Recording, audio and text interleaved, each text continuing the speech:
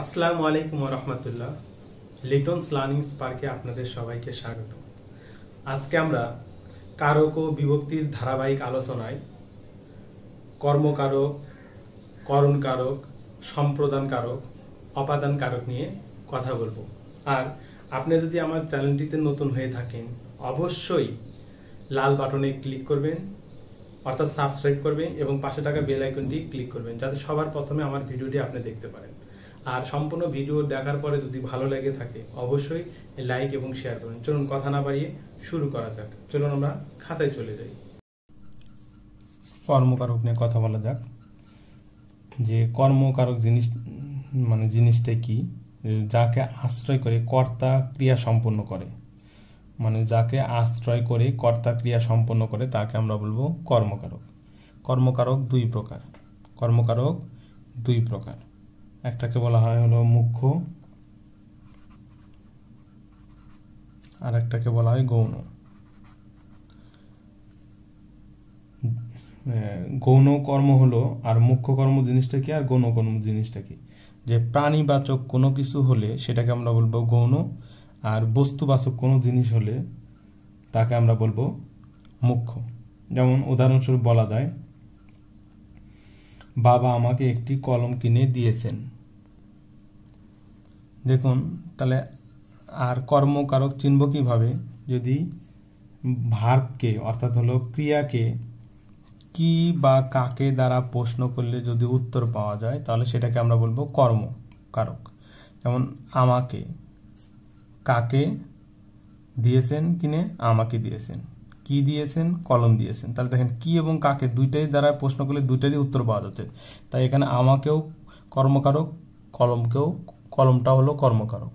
কিন্তু আমরা বুঝবো কিভাবে যে এটা মুখ্য নাকি এটা গৌণ? তাহলে আমরা বলেছিলাম ব্যক্তিবাচক বা প্রাণীবাচক জিনিস হলে সেটাকে আমরা বলবো গৌণ, আর বস্তুবাচক জিনিস হলে সেটাকে আমরা বলবো মুখ্য। তাহলে আমাকে অবশ্যই প্রাণী বা ব্যক্তিবাচক, তাহলে এটা হলো গৌণ। আর যে কলম বস্তুবাচক অবশ্যই সেটা মুখ্য। আর একটা কথা মনে রাখবেন, এই মুখ্য কর্মকারকে কখনোই বিভক্তি যুক্ত হয় না, বিভক্তি হয় না। তাহলে বিভক্তি হয় কোথায়? হলো গৌণ কর্মকারকে। আশা করি বুঝতে পারতেছেন। এখন আসুন, কর্মকারককে কয়টা ক্যাটাগরিতে ভাগ করা যায়। আমি ক্যাটাগরিগুলোর নামগুলো লিখছি। কিছু প্রকারের ভেতর হলো সকর্মক ক্রিয়ার কর্ম, প্রযোজক ক্রিয়ার কর্ম, সমধাতুস কর্ম, আর উদ্দেশ্য ও বিধেয়। এখন সকর্মক আমরা ইংলিশে যেটাকে আমরা বলি ট্রানজিটিভ, যার ভার্ব একটা অবজেক্ট থাকবে সেটাকে আমরা বলবো সকর্মক ক্রিয়া। যেমন অর্থাৎ হলো যার একটা আপনার হলো অবজেক্ট থাকবে, একটা কর্ম থাকবে। যেমন উদাহরণ দেওয়া যেতে পারে, শিলা ফুল তুলছে। ফুলের নিচে টান। তাহলে প্রশ্ন করুন কি তুলছে? ফুল তুলছে। উত্তর পাওয়া যাচ্ছে, তাহলে ফুল এখানে হলো সকর্মক্রিয়া, অর্থাৎ এর হলো একটা অবজেক্ট আছে। আমরা কর্মকে বলতে পারি ইংলিশে অবজেক্ট। তাহলে অবজেক্ট থাকলে সেটাকে আমরা বলবো সকর্মক্রিয়া। এন্ড প্রযোজক আসন, একটা উদাহরণ দেওয়া যায়, ছেলেটিকে বিছানায় শোও। তাহলে প্রযোজক জিনিসটা কি?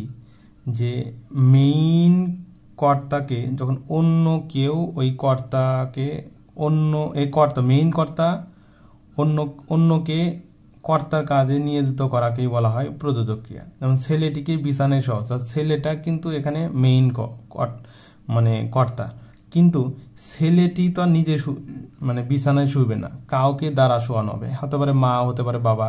তাহলে এখানে মা বাবা হলো প্রযোজ্য, আর ছেলেটি এখানে হলো প্রযোজক ক্রিয়া, কিন্তু এটা কর্ম।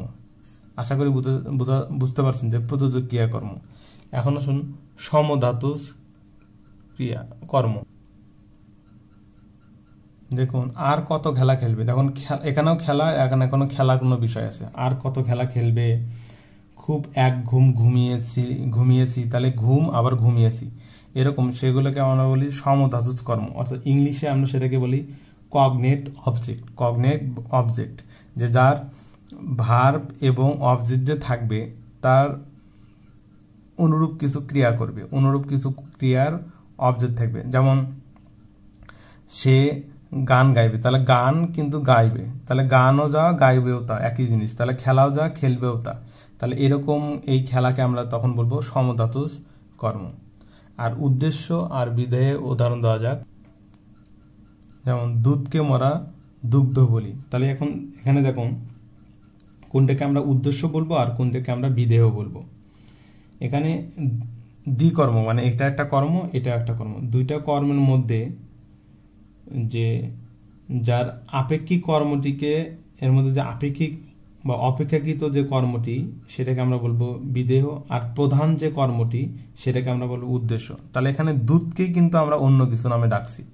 তাহলে এখানে দুধটা হলো উদ্দেশ্য আর দুধটা হলো এখানে বিধেয়। আরো উদাহরণ দেওয়া যায় যে হলুদকে বলি হলিদ্রা। তাহলে দেখুন হলুদকে কিন্তু হলিদ্রা বলছি, তাহলে হলুদটা এখানে তাহলে মেইন, তাহলে এটাকে বলা হচ্ছে উদ্দেশ্য, আর হরিদ্রা হবে এখানে বিধেয়। আশা করি যে কর্মকারক নিয়ে আপনাদের আর কোনো প্রবলেম হবে না। আসুন এখন আমরা করণ কারক নিয়ে কিছু কথা বলা যাক। যেমন করণ কারক শব্দের অর্থ হলো যন্ত্র, সহায়ক বা উপায়। এর অর্থ কি? যন্ত্র, সহায়ক বা উপায়। এখন করণ কারক চিনব কিভাবে?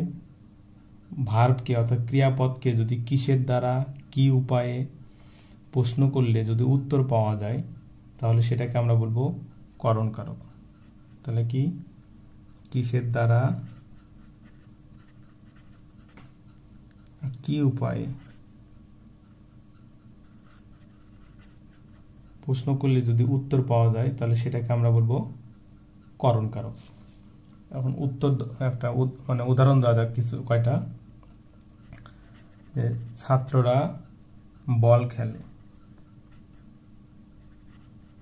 তাহলে দেখুন, তাহলে এখানে বলের নিচে টান দেওয়া, তাহলে প্রশ্ন কি হলো? ছাত্ররা বল খেলে। এখন কথা হলো কি দ্বারা খেলে? বল দ্বারা খেলে। তাহলে এখানে বলটা হলো করণ কারক। আরো কিছু উদাহরণ দেওয়া যাক। যেমন ফুলে ফুলে ঘর ভরেছে। এখন ফুলে ফুলের নিচে আন্ডারলাইন করা হলো। তাহলে এখানে দেখুন কিসের দ্বারা ভরে গেছে? তাহলে ফুল দিয়ে ঘর ভরে গেছে। এরভাবে লাঙ্গল দ্বারা জমি চাষ হয়। তাহলে কি দ্বারা জমি চাষ হয়? লাঙ্গল দ্বারা জমি চাষ হয়। চেষ্টায় সব হয়। কিসের দ্বারা সব হয়? চেষ্টায় সব হয়। আবার সুতায় কাপড় হয় না। তাহলে কিসের দ্বারা কাপড় হয় না? সুতায় দ্বারা কাপড় হয় না। তাহলে চেষ্টায়, সুতায়, তারপরে ফুলে ফুলে, লাঙ্গল দ্বারা, আবার মন দিয়ে করো সবে বিদ্যা উপার্জন। তাহলে কি দিয়ে? মন দিয়ে যদি আমরা পড়ি তাহলে বিদ্যা উপার্জন করতে পারবো। তাহলে এইভাবে আমরা করণ কারক চিনতে পারি। এখন আসুন সম্প্রদান কারক নিয়ে কিছু কথা বলা যাক। এখন সম্প্রদান কারক জিনিসটা কি? যে যাকে সত্য ত্যাগ করে দান, অর্চনা, সাহায্য ইত্যাদি করা হয় তাকে সম্প্রদান কারক বলা হয়।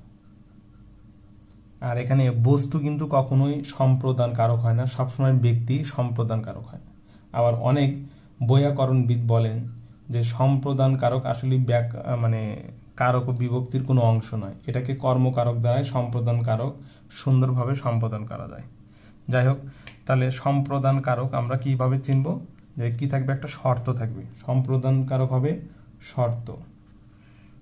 এই শর্ত যদি থাকে তাহলে সেটা হবে সম্প্রদান কারক, আর শর্ত যদি না থাকে তাহলে সেটা হবে কর্মকারক। আর ভার্বকে যদি কার অথবা কাকে দ্বারা প্রশ্ন করলে যদি উত্তর পাওয়া যায় তাহলে সেটাকে আমরা বলবো সম্প্রদান কারক। আসুন কিছু উদাহরণ দেওয়া যাক। যেমন আমি কিছু উদাহরণ লিখেছি এখানে। দেখুন অন্ধজনের দেহ আলো। তাহলে অন্ধজনের দেহে আলো দিতে হবে। তাহলে একটা শর্ত অনুযায়ী সেটা কিন্তু আমরা দিব যে কি তাকে তার আলোটা মানে তার চোখে আলোটা ফিরাই দিতে হবে। এরপরে আসুন ধোপাকে কাপড় দাও। আমরা ধোপাকে কিন্তু আমরা যখন কাপড় ধুতে দিই তখন ধোপাকে কিন্তু ডিরেক্ট দিই না, যে তাকে দিয়ে দিব কি যে 2-1 দিন পর বা কিছুদিন পর আমি ওটা এসে নিয়ে যাবো। তাহলে একটা শর্ত সাপেক্ষে দিলাম। আবার সমিতিতে চাঁদা দাও। এখন সমিতিতে কিন্তু আমরাই চাঁদা দিই, তাহলে একটা শর্ত অনুযায়ী যে 1 বছর, 1.5 বছর, 5 বছর, 10 বছর পরে সমিতিটা ভাঙবে, তারপরে আমরা ওই মোট টাকাটা পাবো। তাহলে এগুলো হলো, যদি শর্ত থাকে তাহলে সেটা হবে সম্প্রদান কারক, আর যদি শর্ত না থাকে তাহলে সেটা হবে কর্মকারক। আর কার এবং কাকে দ্বারা প্রশ্ন করলে যদি উত্তর পাওয়া যায় তাহলে সেটা সম্প্রদান কারণ। যেমন ধোপাকে কাপড় দাও, কাকে কাপড় দাও? ধোপাকে। একটা শর্ত আছে, অন্ধজনে দেহ হলো, কার দেহ হলো? সমিতিতে চাঁদা দাও, মানে কাকে চাঁদা দাও? সমিতিতে। সমিতি কিন্তু সমিতিতে কে দেয়? আমরা দেই।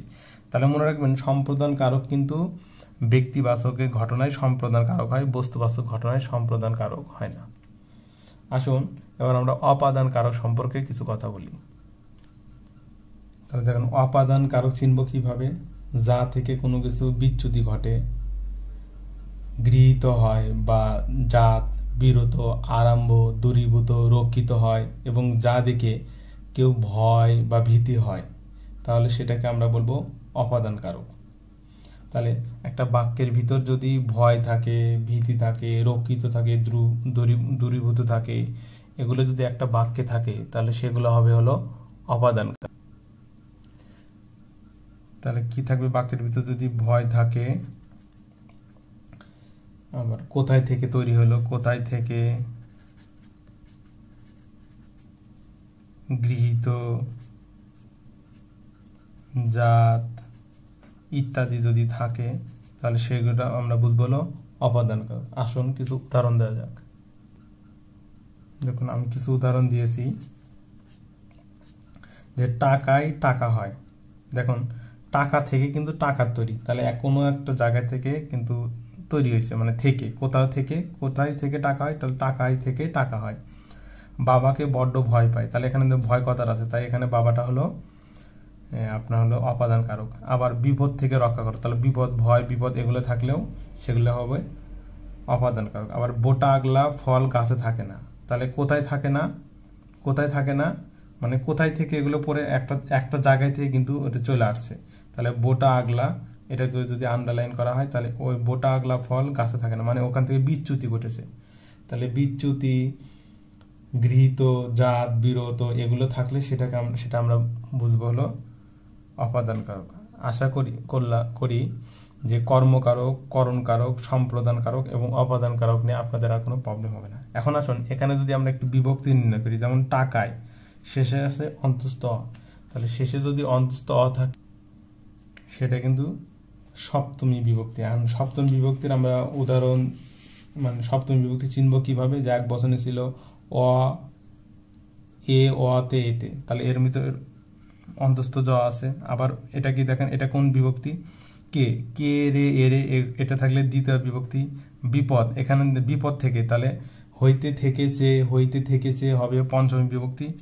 আর বোটা আগলা, দেখেন আলগা, বোটা আলগা, তাহলে শেষে গিয়েছে আ, গা, মানে অ উচ্চারণ হচ্ছে।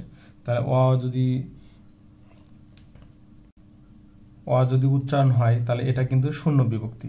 আশা করি যে আপনারা আজকে কর্ম, করণ, সম্প্রদান এবং অপাদান কারক ক্লিয়ার হয়েছেন। ধন্যবাদ। আসসালামু আলাইকুম রহমতুল্লাহ।